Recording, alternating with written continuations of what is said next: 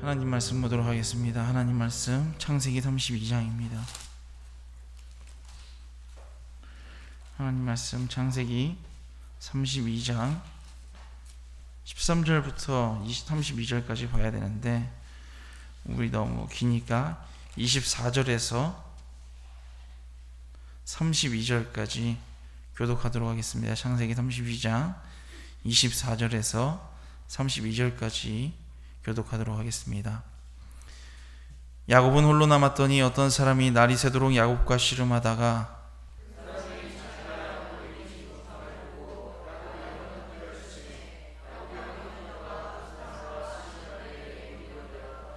그 사람이 가로되 날이 새려 하니 나로 가게 하라. 야곱이 가로되 당신이 내게 축복하지 아니하면 가게 하지 아니하겠나이다.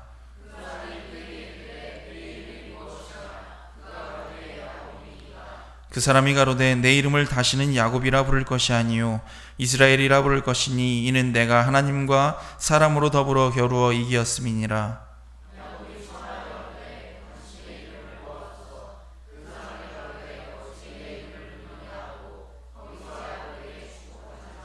그러므로 야곱이 그곳 이름을 브니엘이라 하였으니 그가 이르기를 내가 하나님과 대면하여 보았으나 내 생명이 보존되었다 함이더라.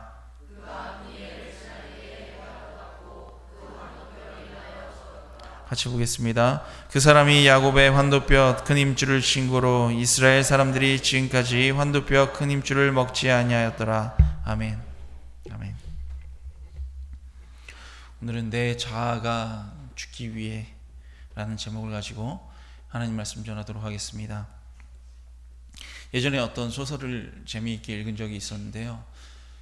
그 소설은 이제 추리소설인데 그 내용을 말씀드리고자 하는 것이 아니라 그 소설의 이제 주인공의 아버지가 아주 유명하고 유능한 변호사입니다. 변호사여서 돈도 많이 벌고 명예도 있는 사람이죠. 그런데 그 아들이 뭘 좋아하냐면 사진 찍는 걸 좋아해요. 사진 찍는 걸 좋아해서 하라는 그 변호사 공부는 하지 아니하고 사진 카메라 파는 그 샵에 가서 일을 하고 사진 찍기를 너무나 즐겨하고 자기는 그리로 갈 거라고 그렇게 이야기를 합니다. 그러자 그 아버지가 그 아들에게 이렇게 말을 하죠. 돈이 곧 자유다. 너 이렇게 사는 게 너무나 답답하다라고 말을 합니다. 돈이 자유인데 돈만 있으면 네가 좋아하는 그 카메라고 뭐고 사진이고 얼마든지 할 수 있는데 네가 그걸 안 하고 이걸 가려고 하면 어떡하느냐라고 말하면서 아들이 공부를 해서 자기와 같은 길을 가기를 원하죠. 자기의 그 사무실도 보여주고 막 어렸을 때부터 그렇게 길렀어요. 그리고 나서 이 아들도 이제 알게 되죠. 너무나 자존심 상하는 일도 많이 있고 이건 아닌가? 아버지의 그리고 여러 가지 유혹과 돈의 유혹과 여러 가지 말을 통해서 다시 공부를 합니다. 원래 공부는 잘하던 아들이었어요. 공부를 열심히 해서 명문 로스쿨을 가고 그것을 졸업하고 아버지의 바람대로 최고의 그 학교에 최고의 그 변호사 사무실에 들어가게 됩니다. 그리고 좋은 연봉을 받고 일을 하게 되죠. 근데 그렇게 된 후로부터 1년 후에 그 아버지가 돌아가십니다. 여러분, 그렇다면 그 아버지는 그렇게 힘들게 일을 해서 돈을 벌고 많은 부와 명예를 쌓았는데 그렇게 힘들게 일해서 모은 그 돈은 누구 것이 되나요? 누구 건가요? 그 아들이 그 아버지가 돌아가신 모습을 보고 이렇게 말하죠. 돈이 자유는 맞습니다. 그런데 그 돈을 벌기 위해는 일을 죽어라고 해야 되죠. 라고 말을 했던 기억이 납니다. 사람들은요, 현실적인 문제에 대해서는 굉장히 민감해요. 돈이라든가 명예라든가 내 삶의 어떤 현실적인 문제에 대해서는 굉장히 민감하고 거기에 신경을 많이 씁니다. 그런데 영적인 일에는 민감하지 않고요. 기도하는 것이나 예배드리는 것, 그것이 얼마나 중요한지에 대해서는 신경을 잘 쓰지 못하는 것 같아요. 우리의 통장에 잔고가 몇 억이 들어있으면 우리의 마음은 든든합니다. 그런데 그 돈에 잔고가 조금씩 들어들어서 하루하루 사는 것이 너무나 힘들다면 우리는 너무나 괴로워하고 그것에 신경을 많이 쓰죠. 그러나 우리의 삶 가운데 주님의 은혜가 충만치 못하고 우리의 예배 가운데 우리의 기도 가운데 은혜가 있지 못하고 우리가 주님 앞에 온전치 못한 모습을 보면서 우리는 불안해하고 있는지, 괴로워하고 있는지 여러분 한번 고민해 봐야 될 것입니다. 우리가 오늘도 제가 이제 간사님이랑 이런저런 얘기를 나눴는데 예배 전에 저희 청년부 회장님한테 말을 들었군요. 이제 뭐 시험도 많고 여러 가지 일들이 있어서 못 나오는 사람들이 많을 것 같다라는 이야기를 들었어요. 그런데요, 시험을 앞두고 있다고 해서 예배를 드리지 않고 주님 앞에 나오지 않는다면 여러분 그것만큼 불행한 일이 어디 있을까요? 근데 또 제가 보면요, 그 예배 드리러 이렇게 교회에 오는 시간이 너무나 바쁘다, 시간이 없다라고 말하고요, 그 시간에 공부도 안 해요. 공부도 안 하고 딴 거 하면서 어영부영 보내는 시간이 너무나 많이 있죠. 사람들이 생각하는 것이 뭐냐면 우리의 영적인 것보다 우리의 육적인 것, 그저 뭐 열심히 일하고 열심히 돈 벌고 좋은 학교 가서 성공하면 행복한 줄 알고 그 길로 가려고 많이 노력을 하고 우리의 마음도 그것들을 많이 바라는 경우가 많이 있죠. 사람들이 인생은 자기 것이라고 생각을 해요. 내 삶의 주인은 나다라고 생각을 하고 자기 나름대로 인생 설계를 하죠. 여기 계신 분들도 다 인생 설계를 나름대로 하시죠. 어떻게 해서 돈은 좀 어떻게 벌 것이며 어떤 학교를 갈 것이며 또 투자도 하고 또 보험도 들고 집은 이렇게 장만하고 뭐 자녀들은 이렇게 키울 것이고 여러 가지 일들로 인해서 많은 계획을 하고 인생의 방향을 결정을 합니다. 그런데 절대로 우리 인생이 우리의 계획대로 되지 않아요. 저도 이제 제 인생에 대한 계획들을 많이 세웠는데 나는 공부를 이렇게 해서 세계적인 석학이 돼야 되겠다, 이런 학교를 가서 이렇게 공부를 하고 이런 사람이 되어야 되겠다라고 계획을 세웠어요. 그래서 제가 모자란 부분에 대해서 공부를 못한 부분에 대해서 제가 1년 동안 수능을 보기 전에 다시 한번 공부를 더 했어요. 제가 부족한 부분에 대해서. 그래서 나름대로 이 정도면 내가 원하는 곳을 갈 수 있겠구나, 이 정도면 제법 괜찮은 좋은 학교를 갈 수 있겠구나 라고 계획을 세웠어요. 그 계획대로 열심히 했고 그 계획대로 시험을 봤어요. 그런데 수능을 보는데 여러 가지 이제 실수가 있었어요. 그것도 제가 제일 열심히 시험 공부했던 그 과목에서 실수가 있어서 결국 저는 망했어요. 1년 동안 죽으라고 했는데 1년 동안 죽으라고 한 그 결과를 얻을 수가 없었어요. 비슷한 생각이 나는데요,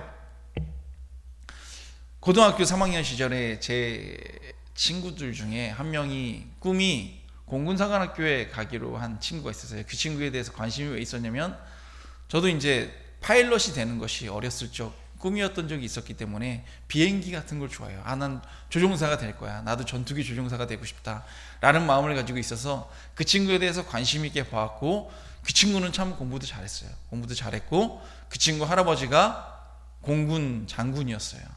별이 2개인 사람이었으니까요, 면접이고 뭐고 아주 모든 것이 다 예비되어 있는 친구였어요. 뭐 뻔한 거였어요. 그 친구가 공군사관학교 가는 것은 학교에서도 기대를 하고 있었죠. 그런데 수능을 보고 온 다음날 그 친구가 책상에 엎드려서 눈물을 펑펑 흘리고 있더라고요.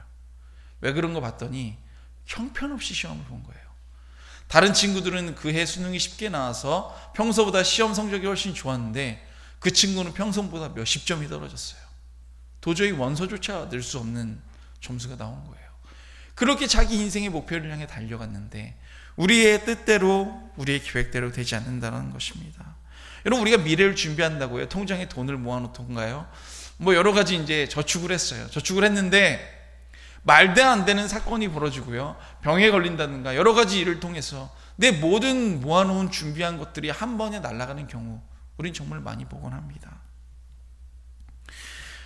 한 번의 실수와 한 번의 잘못됨, 어떤 생각하지 못한 일들로 인해서 우리의 계획과 우리의 꿈이 한순간에 허물어지고 사라져버리는 것이 우리 인생이라는 거예요. 잠언 16장 9절에 보면 이런 말씀이 있습니다. 사람이 자기의 일을 계획할지라도 그 걸음을 인도하는 자는 여호와시니라. 사람이 뭘 어떻게 하든 인생의 계획을 인도하시는 분은 따로 계시더라는 거예요. 그렇기 때문에 눈에 보이는 현실만을 알고 눈에 보이지 않는 영적인 부분을 모른다면, 우리 주님과의 관계에서 우리의 영적인 상태에 대해서 우리가 아무것도 모르고 있다면 그 사람은 인생의 가장 중요한 부분을 놓치고 있더라는 것입니다. 여러분, 우리의 계획대로 절대로 흘러가지 않아요. 제가 잘 아는 분이 계세요. 이분은 굉장히 부자예요. 부자고 하나님을 잘 믿는 것처럼 보이기도 합니다. 나름 기도도 하고요. 교회도 잘 다니는 것 같아요. 그런데 재산을 물려받기 위해서요, 가족도 속이고요, 그 결혼한 후에는 장인어른 밑에서 일하면서 그 사업을 통해서 장인어른보다 더 큰 돈을 벌게 되죠.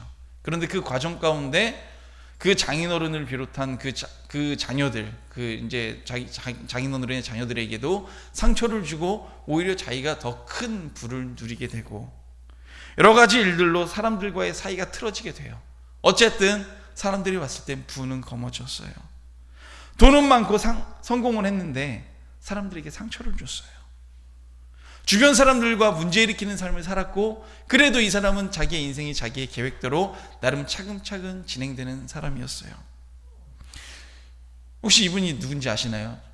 성도님들도 다 알고 계신 분이세요. 야곱이라는 사람이에요. 야곱은요, 현실적인 문제에 대해서는 참 민감하면서도 영적인 부분에 대해서는 대강 넘어가는 경우가 많이 있었어요. 여러분, 우리의 삶도 마찬가지죠.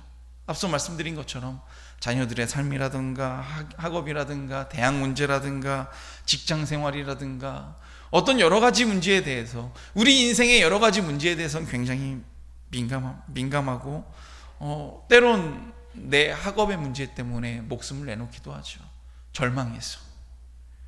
이런 현실적인 문제에 대해서는 이런데, 하나님과 관계된 문제에 대해서는 생각을 하지 못해요. 이렇게 그저 예배 한두 번 빠지는 건 아무렇지도 않게 생각을 해요. 이것이 얼마나 중요한 문제인지 잘 알지를 못하더라는 것입니다. 여러분, 사람들이 가계부는 열심히 적어요. 그런데 성경을 읽지 않아요. 노래방은 가면서도 하나님을 찬양하지는 않습니다. 취미활동은 많이 하고 사회 봉사도 많이 하는데 하나님의 말씀을 배우려는 열망은 많지 않아요. 그러다 보니까 교회는 다니고 교회는 왔다 갔다 하는데 하나님의 놀라운 은혜를 경험하지를 못합니다. 간증할 만한 일이 우리의 삶 가운데 있지 않아요. 하나님으로부터 기도를 한다고 나름 하지만 기도 응답도 없어요. 그저 교회에 안 오면 벌 받을 것 같고, 뭔가 잘못될 것 같고, 왠지 지옥 갈 것 같아서 교회에 오는 거예요. 그래서 그 신앙생활이 여러분 행복할까요? 피곤한 신앙생활을 이어나가고 있다는 것입니다. 메마른 가슴으로 살아가요. 그저 주일날 말씀 들으면 뭔가 답답해요. 그러지도 못하겠어요. 그러니 얼마나 메마르고 억지로 따라가는 신앙생활을 살게 되느냐는 것입니다. 그러다가요, 자신이 원하지 않는 삶에 어떤 문제가 닥쳐요. 삶 가운데 어려운 일이 일어나고 자기 계획과 다른 여러 가지 일들이 틀어지게 돼요. 힘든 일이 있을 때 뭐라고 하는 줄 아세요? 하나님은 나에게 왜 이러시는가? 왜 내 삶 가운데 이런 일이 나타나는가? 혹 하나님 안 계신 거 아니야? 라는 질문을 하곤 합니다. 근본적인 문제에 부닥치게 되면 우리 믿음의 문제에 대해서, 여러 가지 문제에 대해서 고민을 하게 돼요. 교회는 다니지만 하나님의 능력을 모르게 되면 여러분 이렇게 되더라는 것입니다. 정말이에요. 한번 보세요. 삶 가운데 정말 주님과의 교제, 영적인 면에 대해서 신경을 쓰지 않고 살아가다가 내 삶 가운데 어떤 육적인 문제에 부딪히게 되면요, 그걸로 인해서 흔들리고 그걸로 인해서 넘어져요. 하나님과의 온전한 교제가 없으면 그렇게 되더라는 겁니다. 겉으로 보면 야곱은 분명히 성공한 사람이었어요. 돈도 많았고요, 아내도 여러 명 있었고요, 자녀들도 많이 있었고요, 여러 가지 풍족했어요. 그래서 이제 그 성공한 모든 것을 가지고 자기 고향으로 멋지게 들어갑니다. 그런데 오늘 본문 말씀을 보면, 오늘 뒤에 24절부터 읽었지만 그 전에서부터 읽어보면 여러분, 야곱의 발걸음은 즐거운 발걸음이 아니었어요. 엄청난 문제에 부닥쳐서 야복강가에 강을 넘어가면 자기 고향으로 돌아가는 건데, 그 전에 괴로움에 부딪혀서 무릎 꿇고 해결할 수 없는 문제가 있어서 고민하고 있습니다. 여러분, 그가 가지고 있는 인생의 꼬인 문제가 뭐였어요? 그의 삶의 문제가 뭐였어요? 누구였어요? 아시나요 혹시? 에서와의 문제였죠. 에서와의 문제. 에서의 뒤통수를 쳤어요. 형의 뒤통수를 치고 형의 그 축복권을 가져오죠. 속이고. 그러니 형이 얼마나 화가 났겠어요. 얼마나 분노했겠어요. 에서가 야곱이 들어온다는 소식을 듣자마자 군사 400명을 모읍니다. 내가 이놈을 가만두지 않겠다. 복수하겠다. 이를 갈면서 그 군사를 가지고 돌아가요. 그러자 야곱이 어떻게 합니까? 자기 소유를 여러 때로 나눴어요. 인간적인 방법을 세운 거예요. 그러면서 형에게 줄 뇌물을 보내는 거예요. 쭉 자기가 가진 수많은 재산들을 나눠서 보내면서 이렇게 말을 부탁합니다. 이거 당신의 동생 야곱이, 아우 야곱이 형에게 드리는 선물입니다 라고 말을 해라 라고 한 다음에 차례차례 자기가 가진 돈을 보내는 거죠, 형에게. 그리고 야곱은 어떻게 해요? 그 야복 강가에 텐트를 치고 그 밤을 그곳에서 지내요. 어떤 좋은 소식이 들려오기를 바라면서. 그때 하나님의 찬사가 야곱을 찾아왔습니다. 그리고 야곱에게 씨름을 걸죠. 그리고 밤새도록 하나님이 보내신 그 천사와 씨름을 해요. 여러분, 그러면 왜 하나님께서는 이 상황에서 야곱에게 오셨을까요? 도저히 해결할 수 없는 그 답답한 문제, 내 힘으로는 어떻게 할 수 없는 그 문제가 닥쳤을 때 하나님께서는 야곱에게 찾아오셨어요. 제 생각에는요, 여전히 자신의 힘만을 믿고 살아온 야곱, 조금도 지금까지도 그저 교회만 왔다 갔다 하고 그저 하나님을 믿는다고 말은 하였지만 하나님께 전적으로 의지하지 못하고 살아왔던 그 야곱을, 그 실망스러운 야곱을 변화시키기 위한 하나님의 놀라운 계획이지 않을까라는 생각이 들었어요. 하나님께서 야곱에게 약속하신 계획, 하나님께서 야곱에게 준비하신 것들이 있다 할지라도 그 모든 삶을 하나님께 온전히 맡기지 않고 야곱이 살고 있다면 어떻게 하나님께서 그 일을 이루실 수 있을까요? 여러분, 준비되어 있지 않으면요, 절대로 주님의 계획과 주님의 뜻이 이루어질 수가 없어요. 예전에 제가 어렸을 때요, 뭐 한 초중 중학생쯤 시절이었나요? 그때 이제 그 어떤 전도사님이 계셨고요, 박보영 목사님이 계셨고요, 저희 이기로 목사님도 계셨고, 그 몇몇 정말 기도하는 분들이 모여서 기도를 하고 있었는데, 그로부터 하나님께서, 이제 저도 그 자리에 있었는데요, 이 자리에 있었는데 하나님께서 너는 어떻게 될 것이다 라고 저에게 말씀해 주신 이야기들이 있었어요. 그건 물론 제가 직접 듣지 못했고 그분들이 들으셨어요. 그분들이 들으셔서 영광이는 앞으로 이렇게 될 것이며 이런 일을 하게 될 것이며 이렇게 될 것이다 라고 상당히 구체적으로 알려주신 것들이 있어요. 지금 생각해보면 와, 말도 안 된다 라고 생각이 들 만한 놀라운 계획이에요. 그런데 하나님께서 저에게 시키신 것이 있었고 준비시킨 일들이 있으셨어요. 만약에 제가 그 일들을 하지 않았더라면 여러분, 그 일들이 이제 언제 나타나게 될지 모르겠지만 제가 그 일에 대해서 준비하고 있지 않다면 그 일이 이루어질 수 있을까요? 여러분, 제가 어떤 멋진 글을 쓰려고 이 볼펜을 가지고 멋진 글을 쓰려고 하는데 그 볼펜에 잉크가 없다면 제가 그 볼펜을 가지고 글을 잘 쓸 수가 있을까요? 제가 좀 전에도 예배 들어오기 전에 간사님과 잠시 얘기를 했는데, 이제 저희가 하는 일들이 너무나 많이 있잖아요. 많이 있어서 지치지요. 마음대로 청년들이나 모든 이들이 잘 따라오지 않는 경우가 있어도 지칠 것이고, 또 행사들도 일도 여러 가지 너무 많이 있으니까 지칠 수가 있어요. 그리고 지치고 있다라고 말을 하셨어요. 저도 물론 뭐 힘이 들고 지치는 부분이 있겠죠. 그래서 제가 간사님께 드린 말씀이 뭐였냐면, 금메달 따기는 정말 힘든 것이구나. 우리는 금메달 따야 되니까 지치지 말고 더 달려가야 되겠다라고 말씀드렸어요. 여러분, 누구나 금메달을 따기 위해서요, 열심히 준비를 합니다. 그런데 그 힘들고 지친 와중에 도중에 포기하는 사람, 이만큼까지만 해야 되겠다고 하는 사람이 있어요. 그러나 그것보다도 더 뛰어넘어서, 자기 자신의 가장 힘든 것보다 더 뛰어넘어서 준비하는 사람이 메달리스트가 되는 것을 우리는 많이 보곤 합니다. 여러분, 하나님께서 원하시는 삶을 살아가는 과정 가운데 있을 때에도 절대로 끝까지 포기하지 않고 주님이 원하시는 그 길 가운데 도달하는 주님의 자녀들 되시기를 간절히 원합니다. 야곱의 지금까지의 삶을 보면요, 하나님께서 야곱을 붙잡으려고 할 때마다 요리조리 도망치는 경우가 많이 있었어요. 어느 순간 하나님께서 야곱아 너 이렇게 해야 된다 라고 결단을 요구하실 때 야곱은 이런저런 핑계를 댄다거나 참 잘 빠져나갔어요. 주님 제가 이 정도 이렇게 하겠습니다. 그리고 그걸로 끝이에요. 때로 하나님께서 야곱을 막다른 구석으로 몰아넣으시고 야 너 이렇게 되는데도 너 이렇게 하지 않을래? 라고 말하면 야곱이 하나님 제가 이렇게 하겠습니다. 주님의 뜻대로 하겠습니다. 라고 말을 하고 하나님께서 그 문제 가운데 개입하셔서 그 문제를 해결해 주시고 나면 다시 원래대로 돌아가는 경우가 많이 있어요. 여러분 우리의 삶과 참 닮지 않았나요? 하나님 앞에 문제가 있고 어려움이 있을 때 눈물로 기도를 하고 엎드립니다. 그런데 그 문제가 어느 정도 해결이 됐다 싶으면 괜찮다 싶으면 우리는 어느샌가 다시 풀어지고 그 문제가 있기 전에 주님 앞에 눈물로 엎드렸던 시절은 기억하지 못하고 다시 돌아가는 모습들을 너무나 많이 봐요. 그렇게 하나님의 눈을 피해 살아가는 경우가 얼마나 많이 있는지 몰라요. 그런데 하나님은 이런 야곱을 그만 놔두실 수가 없으셨어요. 그의 몸만 고향으로 돌아오는 것이 무슨 의미가 있을까요? 야곱이 진정한 믿음의 사람, 하나님께서 준비하신 그 계획과 그 모든 뜻을 이루기 위해 온전히 순종하는 사람이 되지 않으면 안 돼요.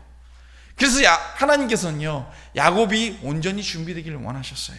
그래서 그 밤에 야곱에게 씨름을 걸어옴으로써 그 인생에 개입하기 시작하신 거예요.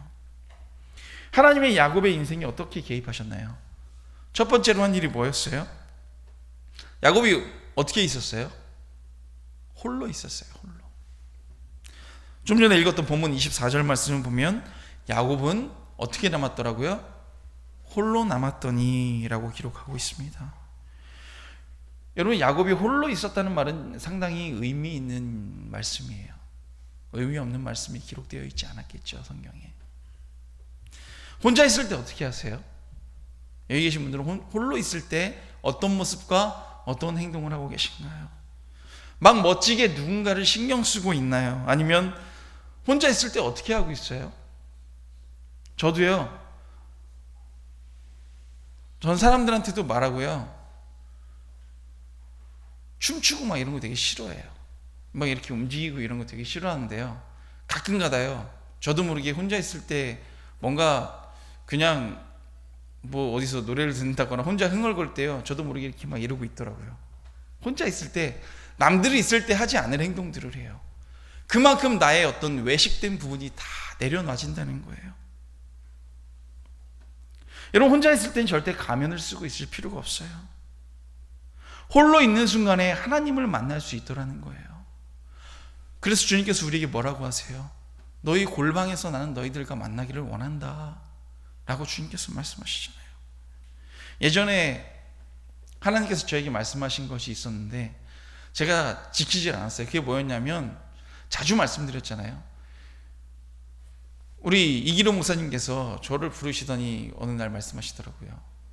아, 이영광 목사야, 너 산에 올라가서 기도를 이제 좀 해야 되지 않겠냐라고 말씀하셨을 때, 아, 저 혼자서 나름 열심히 잘하고 있습니다. 정말 솔직히 산에 올라가는 게 싫었어요. 산에 가면 벌레도 있고요, 겨울에는 얼마나 추워요. 그리고 그 올라가는 게 저는 어렸을 때 산기도를 해본 기억이 있기 때문에 그게 얼마나 찝찝하고 얼마나 귀찮은 일인지를 잘 알고 있었어요. 그래서 나름 잘하고 있습니다, 잘하겠습니다 라고 말씀드렸어요. 근데 며칠 후에요 박보영 목사님이 저를 부르시더니 말씀하시는 거예요. 또 영호아, 너 산에 좀 올라가서 기도하는 게 어떠냐 그러시는 거예요. 그때쯤 됐으면 제가 알아들었어야 되는데 목사님께 그랬죠. 목사님, 제가 알아서 잘 하겠습니다.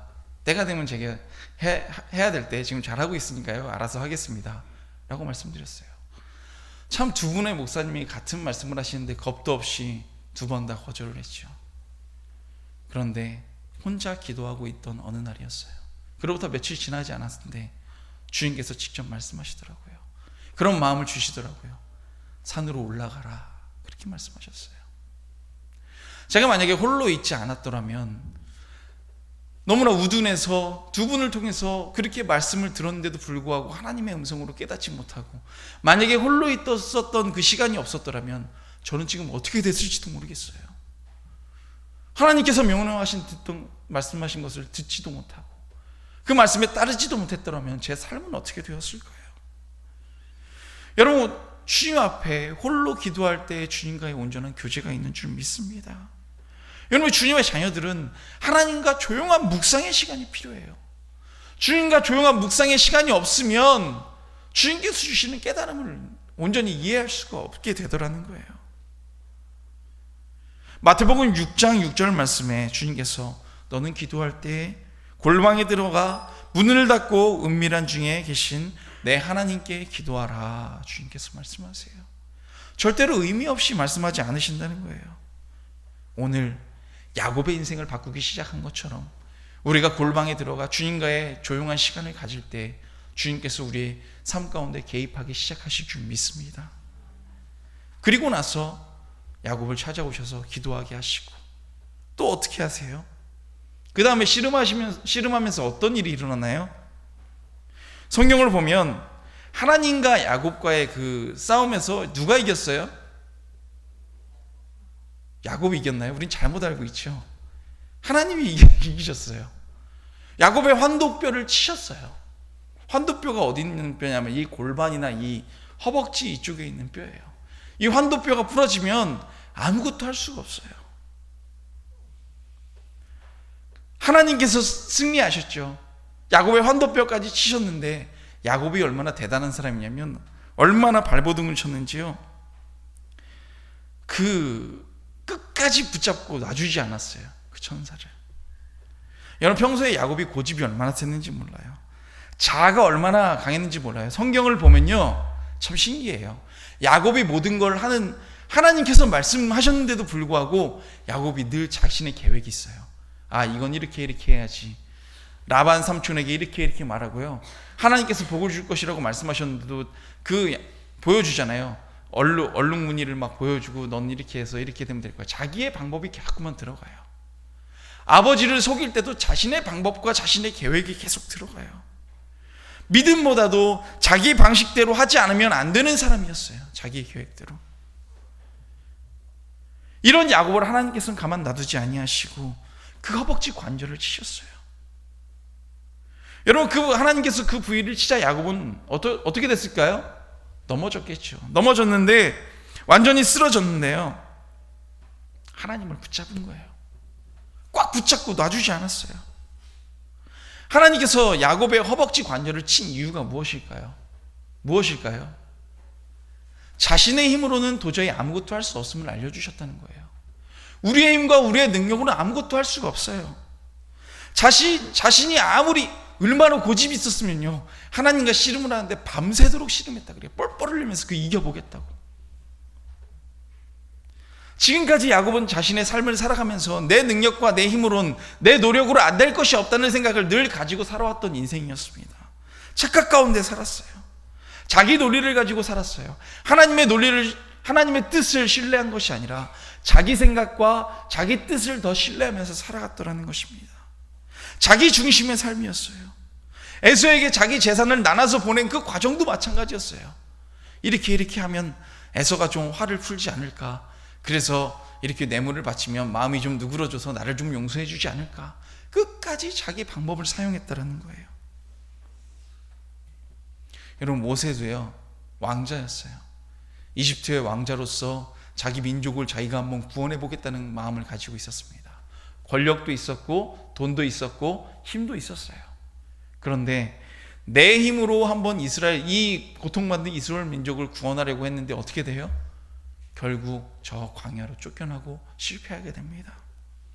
그리고 하나님만이 이 모든 일을 하실 수 있음을 깨닫게 돼요. 그리고 주님의 능력으로 그 일을 하게 되죠. 야고보서를 보면요, 하나님께서는 여러 가지 시험에 대해서 말씀하고 계세요. 야고보서를 한번 쭉 읽어보시면 여러 가지에 대해 나와 있어요. 그런데 결국 이런 시험과 이런 고난을 통해서, 이런 연단을 통해서 하나님의 뜻을 알아가게 되더라는 것입니다. 그리고 욥이 고백하죠. 나에게로 오직 그가 하시나니 내가 정금같이 나아가리로다. 내 삶의 고통과 이런 어려운 일을 통해서 주님의 뜻을 알게 되는 거예요. 그리고 정금과 같은 99.99%의 순도 높은 믿음을 갖게 되더라는 겁니다. 허벅지 관절이 부러지고 나자 이제 씨름도 뭣도 아니게 되었어요. 뭘 더 하겠어요? 그런데 좀 전에 말씀드린 것처럼 야곱은 그 허벅지가 부러졌는데도 불구하고 하나님을 붙잡고 놓지 않았어요. 오늘 본문 26절 말씀을 보면 이런 말씀이 있죠. 그가 이르되 날이 세려하니 나로 가게 하라. 가려고 하는데 천사가, 하나님 보내신 천사가 가려고 하는데 야곱이 뭐라 그래요? 참 고집쟁이에요.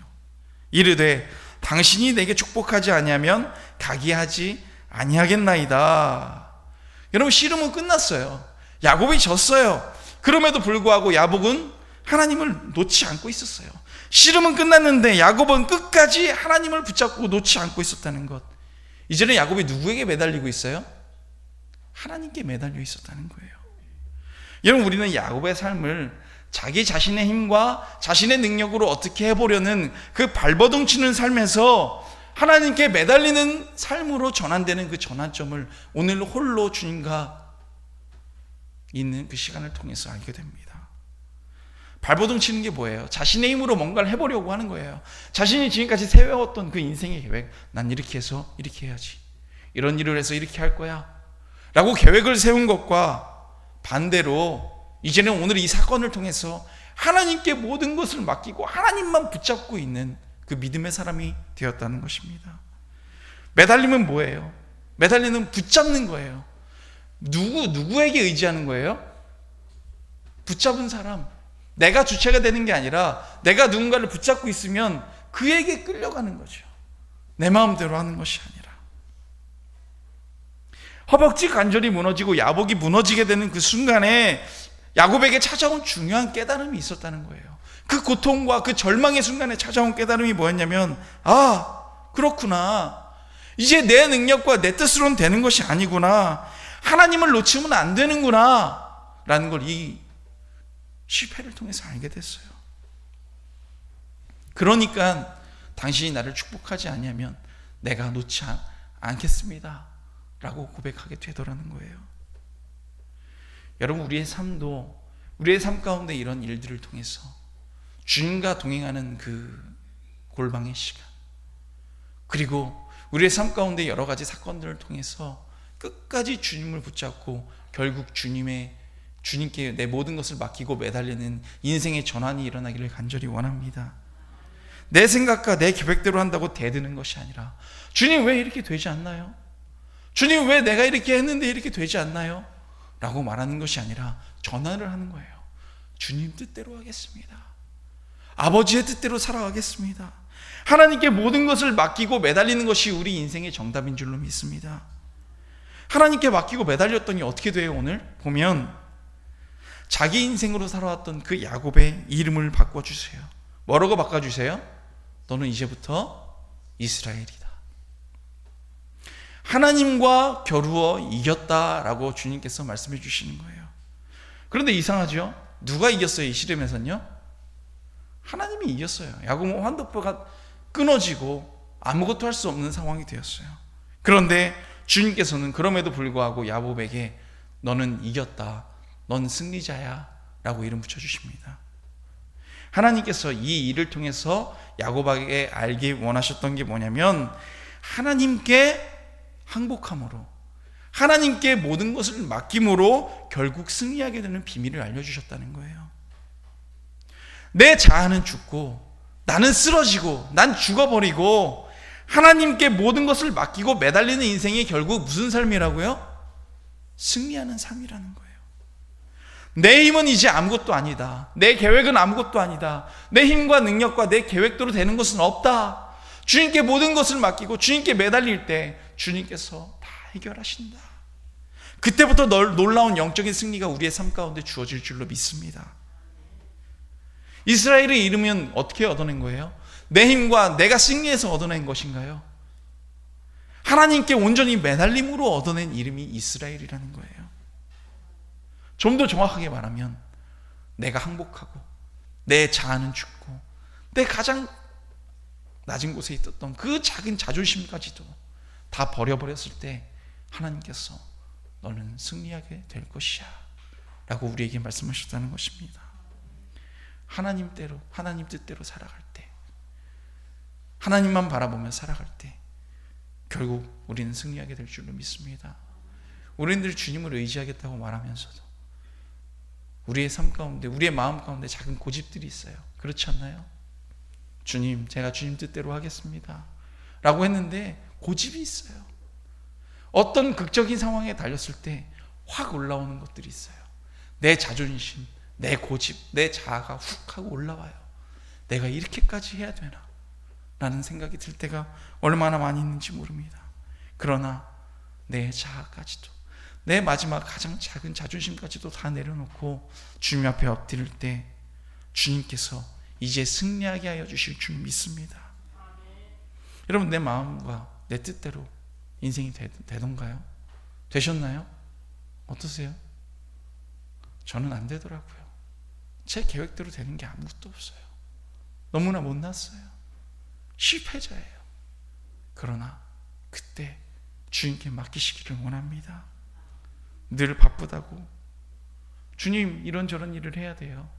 주님 해야 될 일이 너무나 많이 있습니다. 시험이에요. 뭐 이런저런 일을 해야 되고요. 돈도 벌어야 되고요. 할 일이 너무나 많이 있습니다. 이런저런 핑계로 하나님을 피했어요. 너 내 앞에 나와 이렇게 예배할래? 너 나랑 골방의 시장에서 좀 기도하지 않을래? 주님께서 우리에게 이렇게 말씀하셨는데도 우리는 늘 형식적으로 하나님의 이름을 부르면서 하나님과 전혀 관계없는 삶을 살아갈 때가 얼마나 많았는지 모릅니다. 지금 우리의 삶 가운데 내 힘으로는 도저히 어떻게 해야 될지도 모르겠다. 만약에 이런 상황 가운데 계신 분이 계시더라면 하나님께서 우리를 위해 이 상황을 준비하신 줄로 믿습니다. 그리고 주님께서 우리에게 말씀하셔요. 얘야, 이제 발버둥 치지 마. 네 힘으로 하려고 하지 마. 나를 붙잡으려. 내가 너를 도와줄게. 나만 붙잡고 따라와. 주님께서 우리에게 오늘 말씀해 주신 줄로 믿습니다. 그러므로 우리 인생에게 이 야복강에 이 홀로 있는 시간은 반드시 필요한 것입니다. 그럼 우리 언제까지 하나님을 피해 다닐까요? 언제까지 하나님과 그 골방의 시간을 피하며 그저 왔다 갔다 교회만 다니며 정말 주님이 우리에게 원하시는 그 모습 언제까지 피하시겠습니까? 하나님 앞에 잠잠히 앉아 교제하시기를 간절히 원합니다. 그리고 엎드리시기를 원합니다. 내 허벅지 관절이 무너지고 내 자아가 죽어야 돼요. 그리고 하나님의 진정한 자녀, 내가 너를 이스라엘이라 할 것이다. 우리의 이름이 바뀌어야 될 줄로 믿습니다. 문제는요, 야곱의 문제는요, 형 에서가요 400명의 군사를 이끌고 다가오는 것이 문제가 아니었어요. 오히려 자기 자신이 문제였어요. 여러분, 우리 문제가 뭔지 아세요? 가난도 문제가 아니고요, 질병도 문제가 아니고요, 사람들과 이런저런 다툼의 문제가 있는 것, 관계의 문제가 있는 것도 문제가 아니고요, 내 진짜 문제는 내가 문제예요. 내가 죽지 않고 내가 하나님께 나의 모든 것을 온전히 맡기고 있지 않기 때문에 일어나는 문제들이라는 것입니다. 그러므로 오늘 저와 여기 계신 모든 성도님들, 야복강가에서 씨름한 그 야곱처럼 하나님을 만나시길 간절히 원합니다. 온전히 주님만 믿고 의지하는 내 자아와 내가 생각한 계획과 내 모든 것을 버리고 오직 예수님이 내 주인으로 모시고 살아서 날마다 은혜의 삶을 경험하시길 원합니다. 꼭이에요. 꼭 주님과 동행하시길 원합니다. 그럴 때 우리의 삶 가운데 내가 상상할 수 없는, 내 계획 비교할 수 없는 놀라운 주님의 은혜가 나타난 줄로 믿습니다. 야곱 어떻게 돼요? 그 자기를 죽이려고 따라오던 그 형이 야곱에게 와서 야곱을 부둥켜 안아요. 그리고 눈물을 흘려요. 보고 싶었다 내 동생아. 날 죽이려고 왔던 사람이 말도 안 되게 변해버린다는 거예요. 우리의 삶 가운데 이런 놀라운 일이 오늘도 경험하게 될 줄로 믿습니다. 우리 지금 주님 앞에 기도드리겠습니다.